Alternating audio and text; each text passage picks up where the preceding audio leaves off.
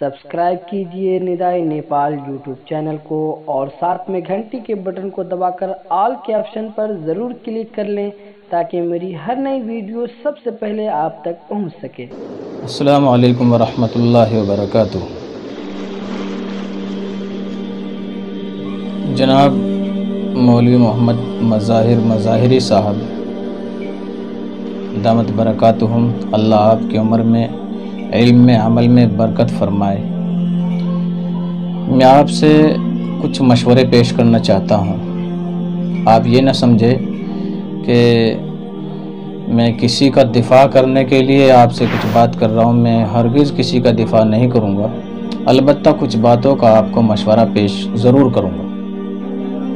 आपकी बातों को मैंने इंटरनेट पर सुना, मैंने उनको तवज्जो नहीं देना चाहा, इग्नोर करना चाहा, नज़रअंदाज करना चाहा, लेकिन बाज़ मरतबा जब कोई मुहिब्बाना मशवरा पेश करता है तो उससे बड़े फ़ायदे इंसान को मिलते हैं। मुझे आपकी बात सुनकर ये शेर मेरे याद आ रहा था कि कितनी आसानी से मशहूर किया है ख़ुद को मैंने अपने से बड़े शख्स को गाली देकर।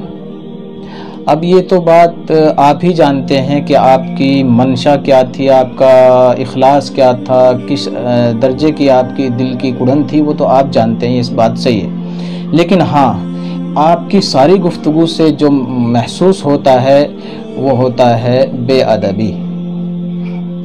अपने से बड़े आदमी को और अपने से बड़े बुज़ुर्ग को हम कैसे मशवरा पेश कर सकते हैं और कैसे हमें उनसे बात करनी चाहिए और वो अंदाज़ क्या हो कि हम उनके सामने अपनी बात पेश करें, महसूस ऐसा होता है कि वो आपके पास बिल्कुल नहीं है। महसूस ऐसा होता है कि आपके पास बेअदबी ज़्यादा है। अब ये देखिए, जब मैंने आपकी बात को सुना तो आपने जो है बड़ी बड़ी शख्सियतों के नाम ऐसे ले दिए जैसा कि मिसाल के तौर से हज़रत मुफ्ती तारिक मसूद साहब दामत बरकातुहुम और शेखुल हदीस हज़रत मौलाना मंजूर मैंगल साहब दामत बरकातुहुम, शेखुल इस्लाम हज़रत मुफ्ती तकी उस्मानी दामत बरकातुहुम और जो है कायद जमीयत हज़रत मौलाना महमूद मदनी दामत बरकातुहुम, हज़रत मौलाना खालिद सैफुल्लाह रहमानी दामत बरकातुहुम और हज़रत मौलाना खलील रहमान सज्जाद नौमानी दामत बरकातुहुम और जितने भी जो भी आपने नाम लिए हैं, आपने तो इनके नाम ऐसे ले दिए जैसा कि आपके लंगोटिया यार हो। और जिस अंदाज से आपने नाम लिया, आपको पता है, आप अपनी वीडियो सुन करके देखिए, मैं नहीं चाहता इसी अंदाज से इनके नाम मैं लूं। ये बेअदबी है। देखिए, बात एक है अदब के साथ पेश करना और एक जो है बेअदबी के साथ पेश करना। मिसाल, आप किसी को कहें कि भाई आइए तशरीफ लाइए, खाना खा लीजिए, और आप इसी बात को कहो कि भाई खाना थूर लो। ये बात तो आपने एक ही कही, आप ये कहेंगे कि भाई बात तो मैंने वही कही है। मुझे हाँ, ये बात है कि आपका इल्म अच्छा है, बल्कि इल्म नहीं है, हमारे उस्ताद दामत बरकातुहुम अल्लाह उनकी उम्र में बरकत फरमाए ऐसे अशखास को कहते थे कि आपके पास मालूमात अच्छी है, इल्म नहीं है। इल्म तो इंसान के अंदर झुकाव लाता है, इनकिसारी लाता है, आजिज़ी लाता है। और जब से ये सोशल मीडिया और इंटरनेट की फरावानी के दौर के फुज़ला इकराम है, कुछ माफ फरमाइएगा, अब से 20 साल पहले मदरसे के मोहतमिम साहिब के दफ्तर में, वो भी बड़े जो मदारिस होते थे उनके दफ्तर में लैंडलाइन के फ़ोन होते थे और उन पर फ़ोन आता था घर से। मोहतमिम साहिब चाहते तो बात करा देते तालिब इल्म से, वरना खुद ही उनके घर वालों को जवाब दे दिया करते थे। और अब क्या है, अब दर्स होता है, हो रहा है, और इधर फेसबुक चलाया जा रहा है, इधर व्हाट्सएप चलाया जा रहा है। तो सोशल मीडिया और इंटरनेट की फरावानी के दौर के जो अक्सर फुज़ला इकराम हैं, और मैं सबको नहीं कह रहा हूं, वो अदब से खाली है। अपने बड़ों से कैसे बात करनी है, नेट पर जो चाहते हैं लिख देते हैं, उनकी बात का ये अंदाज नहीं लगा पाते कि ये शख्स कितने बड़े दर्जे का है। तो मेरे अजीज, मेरे प्यारे, अदब सीखिए। अदब के साथ जो बात कही जाती है वो बात असर करती है। अपने बड़ों से कैसे मशवरे पेश किए जाते हैं वो अदब सीखिए आप।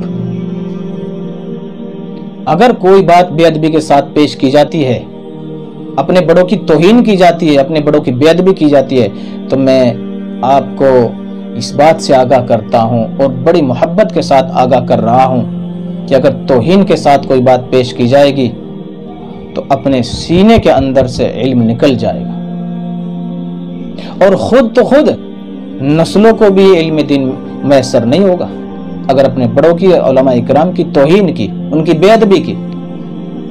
خود تو اپنے اندر سے نکل ہی جائے گا، نسلوں کو بھی میسر نہیں ہوگا علم۔ یاد رکھنے کی بات ہے، بے ادبی اتنی بری چیز ہے۔ آپ یہ فرما رہے ہیں کہ ہمارے جن علماء کے اندر گنگا جمنی تہذیب کا بھوت سوار ہے، استغفر اللہ استغفر اللہ، نعوذ باللہ۔ حضرت مولانا حسین احمد مدنی رحمۃ اللہ علیہ، حضرت مولانا ابوالکلام صاحب رحمۃ اللہ علیہ، اور حضرت مولانا محمود، حضرت مولانا اسعد مدنی رحمۃ اللہ علیہ، اور بڑے بڑے اکابر جنہوں نے اس ملک کو بچایا اور بنایا اور یہ چاہا کہ ہندو مسلمان سب ساتھ مل کر کے رہے، ان کے اوپر گنگا جمنی تہذیب کا بھوت سوار ہے۔ آپ سوچئے تھوڑی سی دیر بیٹھ کر کے ان جملوں کو۔ آپ نے یہ فرمایا کہ آپ کی نرماٹ سے یہ لوگ ہولیاں کھیلیں گے، اس طرح کی باتیں آپ نے کہی ہیں، تو میں آپ سے بتا دوں کہ اب تو مسلمانوں کا ہولی کھیلنا اور کفریہ اعمال کرنا یہ سمجھیے کہ کسی درجے تک ختم ہو گیا ہے۔ میں آپ کو آج سے 25 سال پہلی بات کا بتا رہا ہوں، جبکہ آپ کی پیدائش بھی نہیں ہوئی تھی۔ میرے والد محترم نے الحمدللہ تقریباً 58 سال امامت کی ہے۔ میرے والد محترم بیٹھے ہوئے تو ایک شخص جو ہے وہ آٹے کا چون کا پیڑا لے کر کے آیا۔ وہ شخص وہ تھا کہ جو نماز کی لائن پہ لگ گیا تھا۔ اس نے کہا کہ جی حضرت اس کو پڑھ دیجئے، میری گائے جو ہے وہ دودھ نہیں دے رہی ہے۔ اور اس نے کہا کہ جی میں آپ کے پاس پڑھوانے کے لیے لایا ہوں، اگرچہ میرے گھر والے یہ کہہ رہے تھے کہ بھائی آج پیر پہ چڑھاوا نہیں چڑھایا اس لیے گائے روس گئی اور گائے دودھ نہیں دے رہی ہے۔ آج سے 25 سال پہلے کے حالات یہ تھے جناب۔ آپ یہ کہہ رہے ہیں یہ ہولی منانا، دیوالی منانا اور کفریہ کام کرنا تو بہت سارے نکل گئے مسلمانوں میں سے الحمدللہ، اور بہت سارے میں بتا سکتا ہوں اس لیے، اور میں آپ کو بہت مختصر بات بتانا چاہ رہا ہوں، میں وہ بات بہت لمبی نہیں بتانی چاہ رہا، جو مسلمانوں کے اندر تھے اور ہم نے خود اپنی آنکھوں سے دیکھے اور آج وہ نکل گئے۔ جو مسلمان ہندوستان کے اندر ہندوؤں کی جو ہے چیتائی جلا رہے ہیں یا اس طرح کے کام کر رہے ہیں، ان کے اس عمل کے ذمہ دار آپ نے علماء اکرام کو ٹھہرا دیا۔ یعنی آپ نے کہا کہ یہ کام اس لیے کر رہے ہیں وہ لوگ، یہ بڑھاوا اس لیے دے رہے ہیں کہ ان علماء کے بیانات اس کام کو بڑھاوا دے رہے ہیں جنہوں نے اپنے بیانوں میں حد سے زیادہ محبت کی گھٹی پلائی ہے۔ استغفر اللہ استغفر اللہ۔ آپ کو یہ سمجھنا چاہیے میرے عزیز کہ اس ملک کے اندر ہمارے اکابر نے، اور بہت بڑے بڑے اکابر کے نام میں لے سکتا ہوں، کس حکمت اور مصلحت کے ساتھ میں اس ملک کے اندر اس مدارس کے جال کو بچھایا اور برادران وطن کے اندر اسلام کی محبت کو اجاگر کیا۔ ٹھیک ہے یہ چند سالوں سے کچھ نفرت چل رہی ہے، یہ آج کے ہندوستان کو مت دیکھیے، آج کے ملک بھارت کو مت دیکھیے، بلکہ اب سے جب آزاد ہوا تھا ملک اور 2014 کے درمیان کے حالات دیکھیے۔ بہت سی جگہ ایسی ہیں جہاں پر غیر مسلموں نے خود مسجدوں کو دے دیا کہ بھائی یہ مسلمانوں کی مسجد ہے اور ہم اس کے ساتھ غلط برتاؤ کر رہے ہیں۔ یہ کس لیے ہوا؟ یہ ہمارے اکابر کے بیانات سے ہوا، ہمارے اکابر کی محبتوں سے ہوا۔ یقیناً میں سمجھتا ہوں کہ آپ کا جذبہ، آپ کی محبت اچھی ہو سکتی ہے، لیکن طریقہ اچھا نہیں ہے میرے عزیز۔ طریقہ بے ادبی والا ہے، ادب والا نہیں ہے۔ یہ ملک سیکولر ہے، یہاں چاروں طرف ہمارے جو ہے غیر مسلم بھائی ہے، ان کے ساتھ حکمت و مصلحت کے ساتھ ہمارے اکابر نے کام کیا ہے، کام کرنا سکھایا ہے، بتایا ہے۔ اور آپ کہہ رہے ہیں کہ ان علماء کے بیانات سے جو ہے یہ کفریہ اعمال پھیلے ہیں۔ استغفر اللہ استغفر اللہ۔ آپ کو یہ سوچنا ہوگا۔ ٹھیک ہے آپ کی باتیں، لیکن صرف ایک ہی چیز نہیں ہے، حکمت کیا چیز ہوتی ہے؟ قرآن کریم میں حکمت بھی موجود ہے۔ آپ نے کہا کہ مولانا طارق جمیل کو کہ آپ کے بیان سے اگر لوگ سدھر رہے ہیں تو بگڑ بھی رہے ہیں۔ حالانکہ میں اس میں مولانا طارق جمیل کا یا کسی کا دفاع نہیں کرنا چاہ رہا ہوں، لیکن میں اتنا کہنا چاہتا ہوں آپ سے کہ کسی بھی عالم کے بیان سے نہ کوئی بگڑتا ہے نہ گمراہ ہوتا ہے۔ لوگ خود گمراہی پہ چلتے ہیں، خود بگڑتے ہیں۔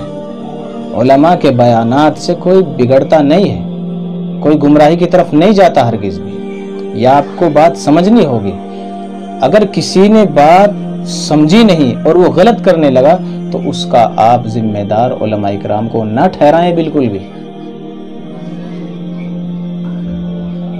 آخر میں بہت ہی محبت کے ساتھ میں آپ کو یہ مشورہ شروع والا ہی پیش کرتا ہوں کہ ادب بہت بڑی چیز ہے۔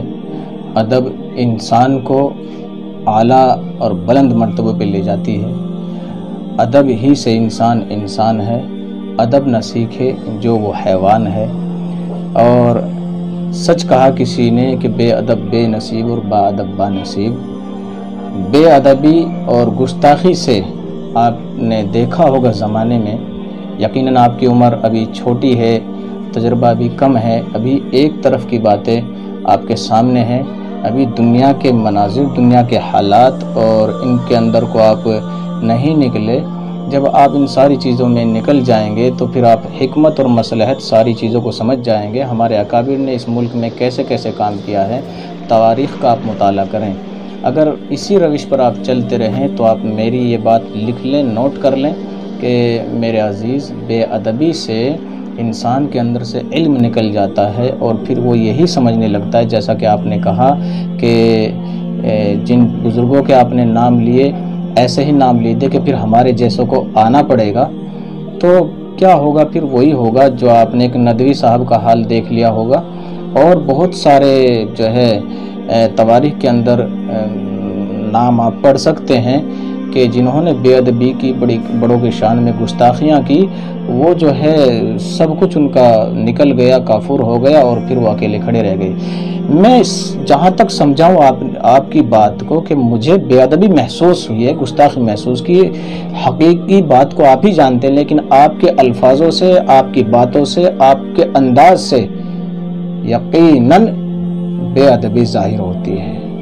اس لیے اپنے بڑوں سے ہمیں کیسے بات کرنی، ان کے پاس اپنا پیغام کیسے پہنچانا، ایسی بات نہیں ہے۔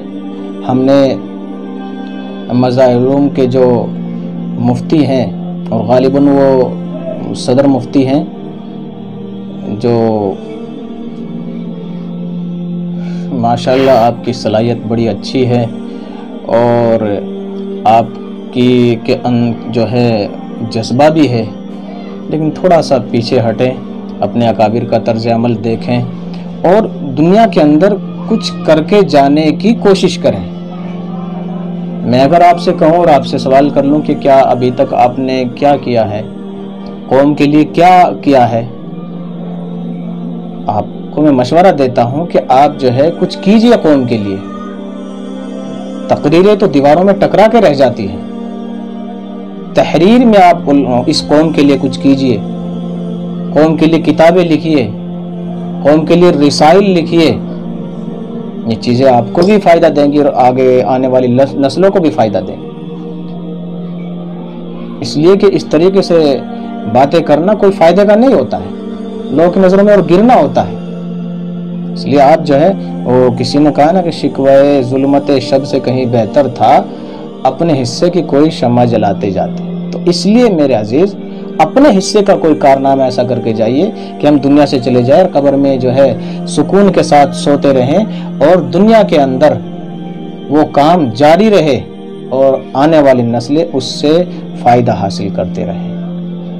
مجھے دعا میں یاد رکھیں، میں آپ کے لیے دعا کرتا ہوں کہ اللہ تبارک و تعالی آپ کی صلاحیت کو اچھا بنائے، اپنے بڑوں کا ادب اور احترام کے ساتھ اپنے بڑوں کے سامنے پیش آنے کی ہم سب کو توفیق عطا فرمائے۔ وآخر دعوانا الحمدللہ۔